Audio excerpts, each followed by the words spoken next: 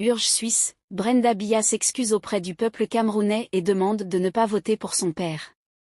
À l'approche de la présidentielle de 2025, Brenda Biya, fille du président camerounais Paul Biya, a publié une déclaration choquante dans laquelle elle présente ses excuses au peuple camerounais pour les souffrances subies sous le régime de son père.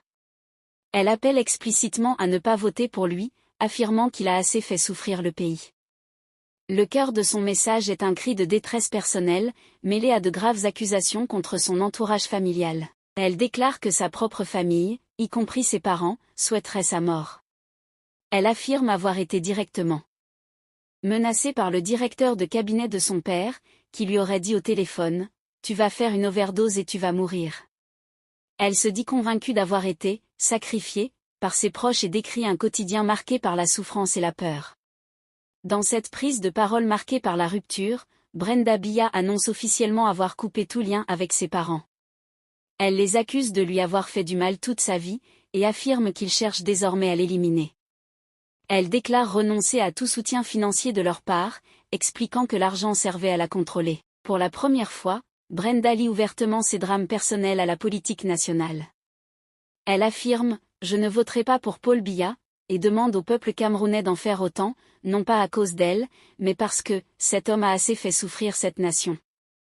Son intervention, diffusée notamment sur TikTok, est marquée par une grande détresse émotionnelle. Elle parle de pensées suicidaires, déclare n'avoir ni famille ni amis, et annonce son retrait des réseaux sociaux ainsi que son intention de déménager. Elle critique aussi vivement l'ambiance dans la résidence présidentielle à Bastos, la décrivant comme une maison, avec une très mauvaise énergie, et comparant l'atmosphère à celle d'un lieu hanté. Elle raconte notamment avoir un jour retrouvé une inconnue assise sur son lit, regardant la télévision, alors que les caméras de surveillance avaient été mystérieusement désactivées ce soir-là. Cette sortie publique dramatique intervient dans un contexte où la santé déclinante et les absences répétées du président Paul Biya, 91 ans, soulèvent de nombreuses interrogations.